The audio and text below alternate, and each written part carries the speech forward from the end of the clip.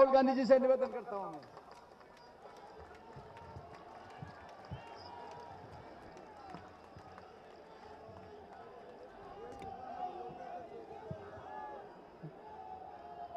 गुरुदास कामत जी, Ashok Gehlot ji, doctor Chandrabhan जी, doctor CP Joshi ji, doctor गिरजा व्यास जी, Sisera मोला जी, चंद्रेश कुमारी जी, नमो नारायण मीना जी, सचिन पायलट जी, लालचंद कटारिया जी, रघुवीर मीना जी, ताराचंद भगोरा जी, लाल सिंह झाला जी, हरीश चौधरी जी, अशोक चांदना जी, कांग्रेस पार्टी के हमारे सब कार्यकर्ता और हमारे आदिवासी भाइयों और बहनों, आप सबका यहां बहुत बहुत स्वागत, नमस्कार। धूप में आप आए, दूर दूर से आए, आप सबका बहुत धन्यवाद। और आप लोग जो पहाड़ पे खड़े हो, आपका भी यहां बहुत बहुत स्वागत।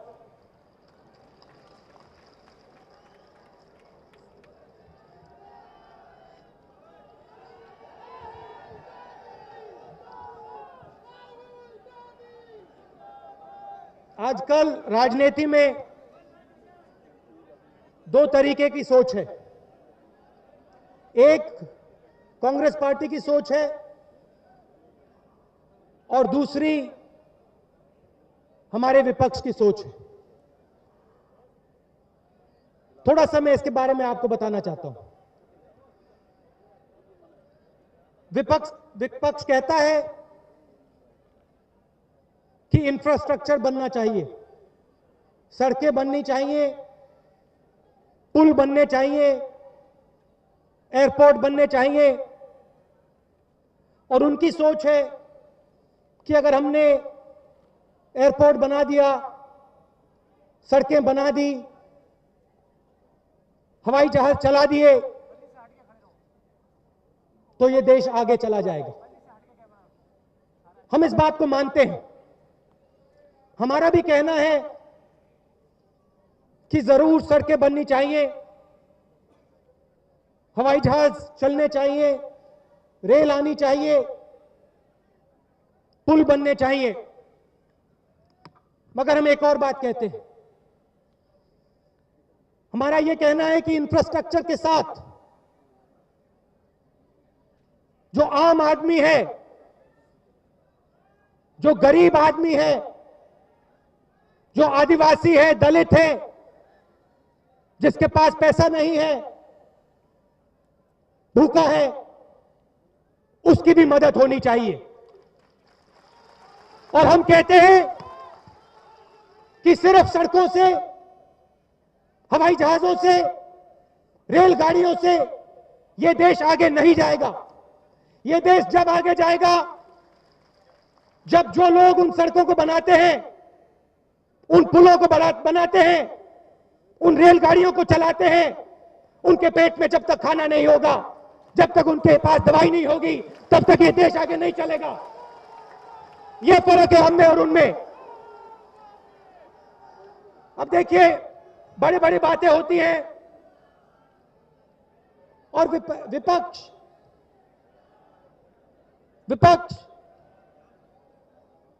कांग्रेस पार्टी पे आक्रमण करता है और कहता है भाई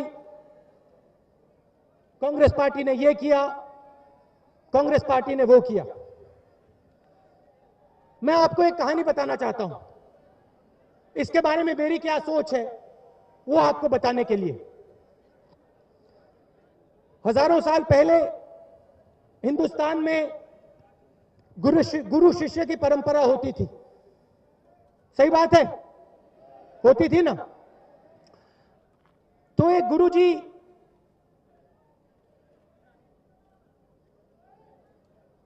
अपने, वहां पे 2-3 लड़के थे, उनको समझा रहे थे, भाषण दे रहे थे अपना। और भाषण चल रहा था गुरुजी बुजुर्ग थे, काफी ज्ञान था उनमें, और एक व्यक्ति आया और उसने गुरुजी को गाली दी और कहा कि तुम बिल्कुल झूठ बोलते हो, बेकार आदमी हो, और 10, 15, 20 मिनट उसने गाली दी और गुरुजी ने कुछ कहा नहीं। वो शांति से बैठे रहे और 10, 15, 20 मिनट बाद वो जो गाली दे रहा था, गुस्से में था, वो शांत होकर चला गया। और जो गुरुजी के साथ बैठे थे, शिष्य थे, उन्होंने उससे कहा कि देखो, तुमने कुछ कहा क्यों नहीं, तुम बिल्कुल शांत बैठे रहे, उसने गाली दी तुम्हें, तुम्हारे बारे में बहुत गलत बोला, मगर तुमने कुछ नहीं कहा, क्यों नहीं? और गुरु ने कहा कि देखो, वो यहां आए और मेरे लिए वो एक तोहफा लाए। तोहफा उनका गुस्सा था। तोहफा उन्होंने मुझे दिया और मैंने तोहफा लिया नहीं। 10-15 मिनट वो चिल्लाए, मैंने तोहफा लिया नहीं। 15-20 मिनट बाद वो चले गए, अपना गुस्सा ले गए। मैंने जो करना था मैं कर रहा हूं। हम यहां किसी के बारे में गलत नहीं बोलेंगे। जितनी भी गाली देनी हो, जितना भी आक्रमण करना हो, हमारे विपक्ष के लोग कर सकते हैं। करो, मजे लो, गाली दो, मगर जो गुस्सा है वो आपका है, हम उसे स्वीकार नहीं करेंगे, हम आपका तोहफा नहीं लेंगे। सीधी बात, क्योंकि हम कांग्रेस पार्टी के सिपाही हैं और हम इस देश की लड़ाई लड़ रहे हैं और हमारे सपने इस देश के सपने हैं। ये जो जनता आई है, ये जो महिलाएं आई हैं, दूर दूर से आई हैं, आपकी लड़ाई हमारी लड़ाई है। हमारे अपने जो सपने हैं, मेरे अपने जो सपने हैं, उनको मैं कुचलना चाहता हूं। आपके जो सपने हैं, उनको मैं अपना बनाना चाहता हूं।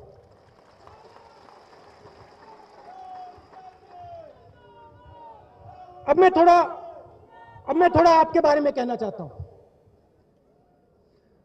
इसमें भी सोच में फर्क है, हम में और हमारे विपक्ष में। हम कहते हैं हिंदुस्तान एक गुलदस्ता है और उसमें बहुत सारे फूल हैं, अलग अलग तरीके के, और हम चाहते हैं कि इस गुलदस्ते में हर एक फूल दिखाई दे, हर एक फूल चमके, चाहे वो आदिवासी हो, चाहे वो हिंदू हो, मुसलमान हो, सिख हो, किसी भी वर्ग का हो, कहीं का भी हो। हम चाहते हैं कि सब लोग एक साथ प्यार से चमके। हम चाहते हैं कि अगर आदिवासियों की भाषा हो, सबको सुनाई दे, उनका इतिहास हो, सबको दिखाई दे। ये हमारी सोच है। विपक्ष की सोच है इन सब चीजों को छोड़ो, आदिवासियों की भाषाओं को छोड़ो, अलग अलग लोगों को छोड़ो, भूल जाओ इनको। ये भी फर्क है हम में उनमें। गहलोत जी यहां बैठे हुए हैं और यूपीए की सरकार दिल्ली में है, गहलोत जी यहां है। आम आदमी का काम किया है, आम आदमी का काम। हमने वायदा किया था, भाई सरकार आएगी तो गरीबों की आएगी, आदिवासियों की आएगी, और चाहे कोई भी कुछ कह ले, राजस्थान की सरकार ने और दिल्ली की सरकार ने गरीबों के लिए काम करके दिखाया है।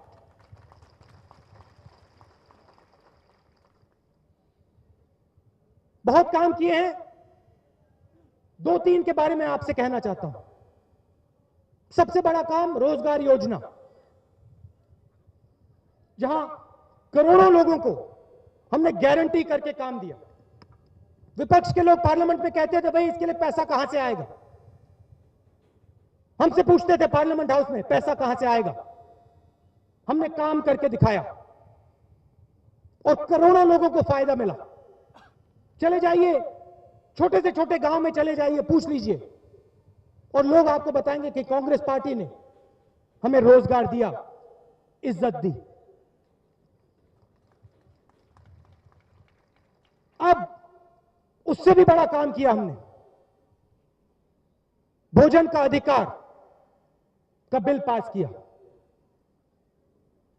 विपक्ष के लोगों ने जो भी करना था किया, पार्लियामेंट को रोका, पार्लियामेंट में तमाशा किया, उल्टी सीधी बातें बोली, रोकने की कोशिश की, मगर सोनिया जी, मनमोहन सिंह जी लगे रहे और अंत में हिंदुस्तान के हर नागरिक को हमने भोजन की गारंटी दिलवाई। और यह काम कोई मामूली काम नहीं है। हमारे इतिहास में यह पहली बार हुआ है कि इस देश में कोई भी भूखा नहीं रहेगा। गिरिजा व्यास जी ने नारा दिया अभी, आधी रोटी खाएंगे कांग्रेस पार्टी को लाएंगे। ये गलत नारा है। तीन चार रोटियां खाएंगे और कांग्रेस पार्टी को लाएंगे। पुराना नारा है, गलत नहीं है, पुराना है। अब ये नहीं चलेगा, क्योंकि अब इस देश में कोई भूखा नहीं रहेगा। और गहलोत जी ने मुफ्त दवाई की बात की। देखिए, कुछ दिन पहले यूपी में मैं मजदूरों से बात कर रहा था और मैंने उनसे पूछा, भाई बताओ, थोड़े अपनी जिंदगी के बारे में बताओ। और उन्होंने कहा, देखिए राहुल जी, सुबह उठते हैं, लेबर का काम करते हैं, खाना नहीं मिलता, 2-3 दिन हम काम कर पाते हैं, 2-3 दिन बाद हमें बुखार आ जाता है। बुखार आने के बाद हम अस्पताल जाते हैं और जो हमने पिछले 2-3 दिन में कमाया वो दवाइयों में चला जाता है। और यही हमारी जिंदगी है, ये हम रोज यही हम करते हैं। और गहलोत जी ने क्या किया? कर्नाटक में कांग्रेस पार्टी क्या कर रही है? उन गरीबों को मुफ्त में गारंटी करके दवाई दे रही। जो पहले आपको अपनी चांदी देनी पड़ती थी दवाइयों के लिए, अब आपको वो काम नहीं करना पड़ेगा। तो आपका जो नारा है आधी रोटी खाएंगे वाला, उसको मैं बदलना चाहता हूं। पूरी रोटी खाएंगे, 100 दिन काम करेंगे, दवाई लेंगे और कांग्रेस पार्टी को लाएंगे। देखिए, दिल्ली में सोच है, मैं आपको बताना चाहता हूं, दिल्ली में सोच है कि ये देश गरीबों के बल पे नहीं बढ़ता है। अगर आप दिल्ली के जो कमरे होते हैं उनमें बात करें तो वो आपसे कहते हैं कि भैया ये जो गरीब लोग हैं ये हिंदुस्तान पे एक बोझ है। और यही सोच हमारे विपक्ष की है कि जो गरीब लोग हैं, आदिवासी हैं, दलित हैं, ये लोग हैं, मगर ये हमारे ऊपर एक बोझ है। और हमारी सोच अलग है। हम कहते हैं कि अगर ये देश आगे बढ़ा है तो ये जो जनता यहां आई है, जो उस पहाड़ पे खड़ी है, ये देश इनके पसीने से, इनके खून से आगे बढ़ा है। और अगर हम इन लोगों को फायदा नहीं पहुंचाएंगे, अगर हम इन लोगों को और शक्ति नहीं देंगे, तो हमारे लिए राजनीति में होने का कोई मतलब नहीं है। यह हमारी सोच है। अशोक जी ने यहां पे आदिवासियों के लिए विश्वविद्यालय खोला। क्यों खोला? क्योंकि हम चाहते हैं कि आपके जो युवा हैं, आपके जो बच्चे हैं, अपने पैरों पे खड़े हों, हिंदुस्तान को आगे बढ़ाने में मदद करें। यहां रेलवे लाइन लाए। कितने हजार करोड़ रुपए की? 1200 करोड़ रुपए की रेलवे लाइन लाए। क्यों लाए? क्योंकि जो हमारी आदिवासी युवा हैं वो शामिल हो सके हिंदुस्तान में। ट्रेनिंग सेंटर खोले। क्यों खोले? क्योंकि आदिवासी जनता, आदिवासी युवाओं को ट्रेनिंग मिले और वो इस देश को आगे बढ़ाएं। क्योंकि हम आप में भरोसा करते हैं। हम जानते हैं कि आप लोग इस देश को बनाते हो। आप ज्यादा बोलते नहीं हो, काम में लगे रहते हो,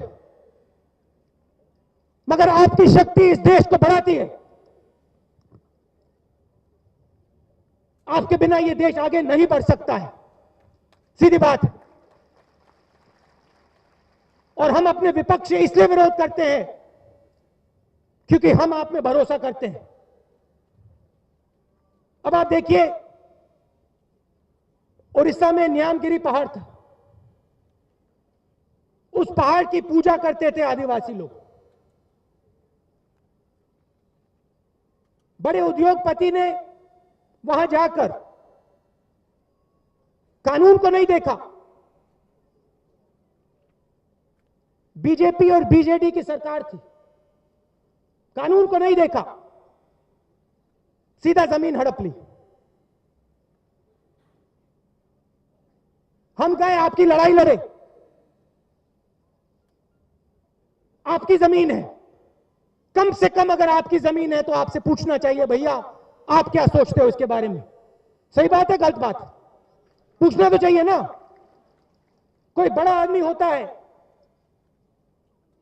जब उससे कोई घर लेता है, खरीदता है, तो उससे जाके पूछता है, भैया मैं आपका घर लेना चाहता हूं, खरीदना चाहता हूं, ले सकता हूं? इसलिए हमने जमीनी अधिग्रहण बिल पास किया कि जो आदिवासी की जमीन है, जो आम आदमी की जमीन है, उसका हक उसे मिले। इसलिए हम ट्राइबल बिल लाए। इसलिए हमने यहां 30,000 पट्टे बांटे। हम आपका हक आपको देना चाहते हैं क्योंकि हम जानते हैं जब आपको अपना हक मिलेगा तो इस देश को शक्ति मिलेगी और यह देश आगे बढ़ेगा। राजीव जी पंचायती राज लाए और आज राजस्थान में लागू है। पंचायती राज क्यों लाए? क्योंकि हम आपको शक्ति देना चाहते हैं। आपके गांव में जो काम हो वो आप करवाओ। यह नहीं कि दिल्ली में कोई अफसर बैठा है और वो आपके भविष्य के बारे में कानून बना रहा है। हम चाहते हैं कि आप लोग शामिल हो कानून बनाने में। आप लोग शामिल हो गांव में। आपकी जमीन है, आपका हक होना चाहिए। यह हमारी लड़ाई है और हम कहीं नहीं जाने वाले हैं। विपक्ष को गुस्सा क्यों आता है? क्योंकि वो जानते हैं कि आम आदमी की जो शक्ति है, गरीब आदमी की जो शक्ति है, वो कांग्रेस पार्टी के अंदर है। और वो जानते हैं जब वो कांग्रेस पार्टी के खिलाफ लड़ते हैं तो वो हिंदुस्तान के गरीब के खिलाफ लड़ रहे हैं और वो लड़ाई कभी नहीं जीती जा सकती। अंग्रेजों को हरा दिया, भगा दिया हिंदुस्तान के गरीबों ने, गांधी जी ने, कांग्रेस पार्टी ने। हम कहीं नहीं जाने वाले हैं। मैं आपको सिर्फ ये बताने आया था कि आपके सिपाही दिल्ली में बैठे हुए हैं और आप अपनी लड़ाई गांव में लड़ो, शहरों में लड़ो, और हम आपकी लड़ाई लोकसभा में लड़ रहे हैं। और आपके जो हक है हम आपको दिलवाएंगे, चाहे कुछ भी हो जाए। आप देखना। और सरकार बनेगी तो गरीबों की, आम आदमी की सरकार बनेगी, आपके अधिकारों की सरकार बनेगी, आपके हक की सरकार बनेगी। आप दूर दूर से आए, इसके लिए आप सबको बहुत बहुत धन्यवाद। और यहां जो आपने अपना नाच दिखाया हमें, आपको भी बहुत बहुत धन्यवाद। जय हिंद, नमस्कार।